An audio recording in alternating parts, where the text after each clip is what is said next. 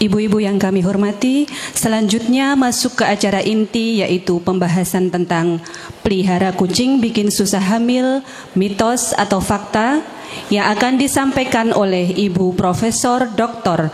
Dr. Ida Cahayati MP dan akan dimoderatori oleh Ibu Dr. Dr. Kamelia Herdini MKes, spesialis telinga, hidung, tenggorok, bedah kepala dan leher, subspesialis onkologi konsultan FICS. Sebelumnya kami bacakan CV singkat dari moderator. Ibu Dr. Kamelia Herdini MKes, spesialis telinga, hidung, tenggorok, bedah kepala dan leher, subspesialis onkologi konsultan FICS. Beliau lahir di Jakarta 18 Desember 1975. Saat ini beliau adalah Ketua Program Studi Telinga, Hidung, Tenggorok, Bedah Kepala dan Leher, Fakultas Kedokteran, Kesehatan Masyarakat dan Keperawatan Universitas Gadjah Mada, serta sebagai dokter spesialis telinga, hidung, tenggorok, bedah kepala dan leher, subdivisi onkologi di RSUP Dr. Sarjito, Yogyakarta. Kepada Ibu narasumber dan moderator kami persilahkan. Baik, terima kasih MC. Assalamualaikum warahmatullahi wabarakatuh. Ya. Selamat pagi, salam sejahtera bagi kita semua. Bagaimana kabarnya ibu-ibu pagi hari ini? Mudah-mudahan sehat, bahagia. Amin, ya Rabbal Alamin. Perkenalkan, saya Dr. Kamelia Herdini. Ini titelnya terlalu panjang mungkin karena saya senang sekolah kali ya, tapi sekarang udah bosen. Jadi gak usah dilihat. Saya kebetulan memang spesialis THT, tapi karena pada pagi hari ini tidak ada yang mau jadi moderator, jadi saya menyerahkan diri saya untuk menjadi moderator pada pagi hari ini. Karena dari UP Fakultas Pertanian merupakan salah satu dari pengunduh untuk pagi hari ini. Untuk pagi ini topiknya adalah menarik sekali, yaitu dengan bahasan pelihara kucing bikin susah hamil, mitos atau fakta.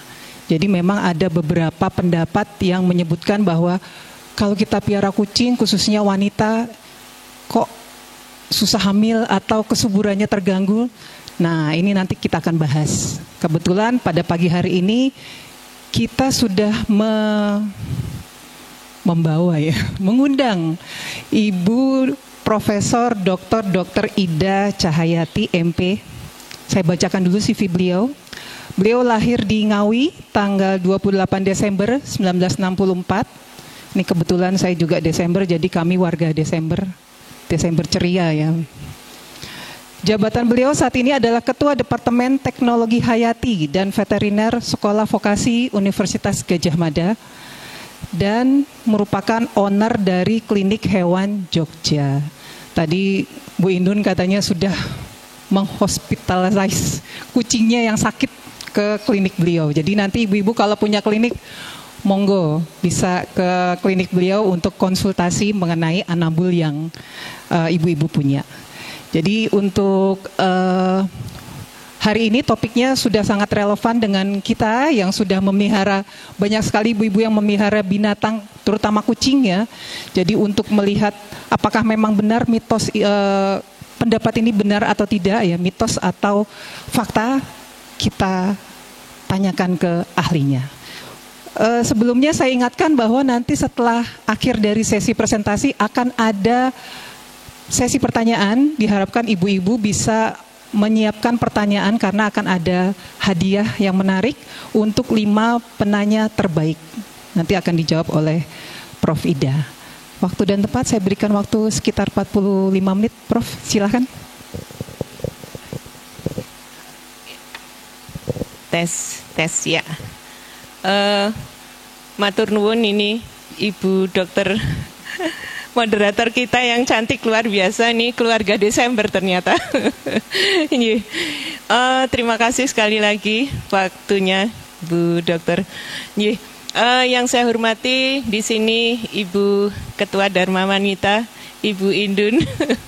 Terima kasih atas kesempatannya. Juga yang saya hormati ini DPW untuk unsur pelaksana semua yang ada di Universitas Gadjah Mada, dan juga yang sekarang sedang ngunduh ini unsur pelaksana MIPA, Hukum, Pertanian, dan Sekolah Vokasi. Nah, ini kebetulan saya juga gabung di Sekolah Vokasi. Terus ini tadi pun telepon masih rapat dengan Pak Dekan nih. Ditelepon Bu Dekan. Ibu-ibu yang saya banggakan semuanya, Assalamualaikum warahmatullahi wabarakatuh. Pertama-tama sekali lagi mengucapkan terima kasih atas kesempatannya. Nah, pagi hari ini sangat berbahagia sekali ya, bisa ketemu Dok Kamelia, bisa ketemu dengan ibu-ibu yang sangat luar biasa. Nah, materi kita pagi hari ini adalah sharing ya, ibu-ibu sekalian. Mohon izin saya boleh berdiri ya. Oh ya, lupa. Baik, ibu-ibu sekalian, sangat senang bahagia saya hari ini karena tema yang diambil adalah tema yang sangat pas. Dihubungkan juga dengan Februari, kalau anak-anak hari Valentine, tapi kita menyayangi hewan kesayangan makhluk Tuhan yang diciptakan untuk kesejahteraan kita manusia. Di sini judulnya sangat tepat ya, hewan piaraan sehat, keluarga bahagia. Itu yang terjadi sekarang, ibu-ibu. Jadi kalau ada anabul, kita jadi happy. Dan ada risetnya. Ternyata yang punya hewan kesayangan itu lebih sehat, begitu. Nah, ada juga yang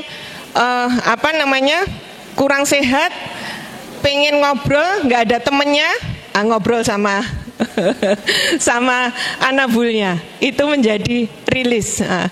Ibu-ibu sekalian yang saya hormati, boleh saya berputar-putar karena saya harus melihat ini. Ibu-ibu, judulnya kita adalah pelihara kucing bikin susah hamil, mitos atau fakta. Nah, ini kalau dimakan mentah-mentah, ya udah kucingnya dibuang semua, begitu kan ibu-ibu? Padahal bukan itu sebenarnya, ya. Baik ibu-ibu sekalian, sharing kita pagi hari ini paling tidak nanti kita itu bisa kondur itu bisa ada jawaban dari beberapa pertanyaan ini, ibu-ibu. Mengapa kok mitos berkembang? Kemudian apa sih sebenarnya toksoplasmosis itu? Ya. Kemudian siklus hidupnya gimana? Dampaknya bagi manusia gimana? Kucing sama tokso, kucing itu bahaya nggak bagi kita? Kemudian bagaimana toksoplasma gondii itu bisa nular ke manusia? Caranya itu lewat apa? Begitu. Resikonya kalau hamil gimana? Gitu ya. Kemudian apa? Toksoplasmosis itu bisa menyebabkan mandul atau enggak gitu ya. Pertanyaan-pertanyaannya ya. Kucing hubungannya dengan enggak bisa hamil. Terus mitos sama fakta. Nanti ibu-ibu bisa menjawab mungkin. Kapan resiko terjadinya tokso? Jadi kita nih dalam kondisi kapan ya aku bisa kena tokso kira-kira di saat apa begitu. Kemudian apakah wanita hamil harus menjauhi kucing? Nah, nanti ibu-ibu pencegahannya gimana? Nah, nanti setelah ini ibu-ibu bisa jadi punya jawabannya. Tadi Dr. Kamelia moderator kita ada pertanyaan, ada door prize-nya. Jadi boleh nyiapkan pertanyaan karena nanti dapat door prize dari panitia ya. Baik ibu-ibu sekalian, tadi mitosnya yang beredar apa? Kucing bikin susah hamil, kucing itu sumber penularan tokso titik ya. Terus wanita hamil harus menyingkirkan kucingnya, nggak usah punya kucing, gitu mitosnya. Nah, kenapa kok ada mitos yang seperti ini, ibu-ibu sekalian? Jadi mitos ini berkembang karena delalah ada kasus ibu hamil itu ada tokso ya. Nah, sehingga langsung dihubungkan, ya udah kalau ibu hamil tokso mesti kucing gitu. Nah, kurang pemahaman terkait dengan cara penularan tokso itu gimana sebenarnya. Jadi belum paham, kemudian khawatir berlebihan, ibu-ibu sekalian. Nah, di era digital, ibu-ibu, kalau ada share-sharean, di-share gitu, wah langsung nyebar gitu ya. Bener ora bener, terserah pokoknya tak sebar. Nah, ini yang membuat makin heboh begitu ya, ibu-ibu sekalian ya. Ini kurangnya literasi kesehatan membuat banyak orang langsung percaya tanpa mencari sumber yang benar. Nah, itu yang menjadi persoalan, mitosnya makin hebat begitu. Nah, makin hebatnya itu, ibu-ibu sekalian, kadang nih literasinya keliru. Kalau ditanya, apa ya tokso? Virus kucing. Wah, padahal bukan virus, bukan. Virus burung. Burungnya siapa? Burung dalam sarung kah? Itu. Kemudian bulu kucing, kan bukan juga ya. Kemudian masih banyak lagi pendapatnya masyarakat terkait dengan toksoplasmosis ini. Nah, ibu-ibu sekalian, karena masyarakat kita itu adalah positive thinking, mencegah lebih baik dong daripada ngobatin, ya kan? Sehingga ya wes, aku ya mencegah. Tapi karena sumbernya yang kurang tepat, mencegahnya kurang tepat. Nah, apa itu? Ini pendapatnya mesti gini. Ini kucing bahaya, bawa tokso, ya. Harus dibuang nih, ditakuti. Buang yuk, kucingnya dibuang semuanya. Padahal itu tidak harus demikian. Sehingga kita harus memberikan edukasi yang benar tuh kayak gimana. Begitu ya, ibu-ibu sekalian. Jadi ini ya sebenarnya positif ya, mencegah lebih baik daripada mengobati. Tapi kebablasan karena sumbernya salah. Ya, begitu ibu-ibu semuanya. Nah, penting edukasi ini berbasis ilmiah. Ada risetnya, ada jurnalnya, ada penelitiannya, sehingga enggak keliru. Nah, di sini ibu-ibu terkait dengan itu ya, kita menyadari bahwa masyarakat ini harus basicnya itu bukan dari share-sharean, tapi betul-betul ada sumber literasi yang bisa dipercaya, begitu ibu-ibu. Nah, apa sebenarnya toksoplasmosis? Kalau tadi masih simpang siur, virus kucing lah, virus burung lah, bulu kucing lah, begitu. Nah, ini basic on literaturnya. Yang dimaksud dengan toksoplasmosis adalah penyakit yang disebabkan oleh parasit ya, bukan virus, bukan bakteri, parasit, namanya Toxoplasma gondii. Nah, ini merupakan protozoa jaringan, dapat menginfeksi bangsa burung, hewan menyusui, mamalia ya, termasuk manusia. Jadi tokso itu bisa menginfeksi bangsa burung, ayam dan burung semuanya. Kemudian mamalia itu kan bisa kambing, domba, sapi, kerbau ya, yang nyusu. Nah, termasuk juga manusia, ibu-ibu. Jadi, definisinya yang tepat adalah demikian. Ngaten nggih? Jadi nanti bukan virus kucing, bukan bulu kucing ya, tapi protozoa atau parasit ya. Bentuknya kayak mana? Wah, ini kalau diintip yang infektif tuh bentuknya kayak begini. Sista, oocista, takisoid. Tapi nggak usah dihafalin ibu-ibu, nanti nggak ada ujiannya. Nah ini bentuknya kayak gitu. Dia ada di feses. Feses itu tinjanya kucing ibu-ibu. Oocysta itu ada di tinja kucing, tanah, makanan yang tercemar. Atau cysta tachyzoid ada di daging. Dagingnya ayam, dagingnya sapi, dagingnya domba. Nanti kok bisa demikian, ada penjelasannya. Nah, siklus hidupnya gimana? Dampaknya gimana bagi manusia? Nah, ini ibu-ibu sekalian, jadi kucing itu memang bisa menghasilkan oocysta. Nah, oocysta ini kalau kena hujan itu bisa mencemari rumput. Nah, rumputnya dimakan kambing, domba, sapi dan seterusnya. Kemudian bisa menyebabkan tercemarnya sayuran. Ya, sayuran tuh bisa tercemar karena tinjanya kucing kena hujan. Nah, jadi terus dibawa aliran. Begitu ya.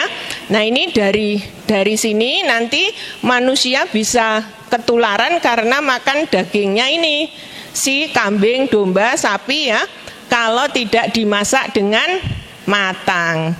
Jadi alirannya itu hubungannya apa kok ada manusia ketularan melalui daging? Ya, karena tadi rumputnya tercemari ya.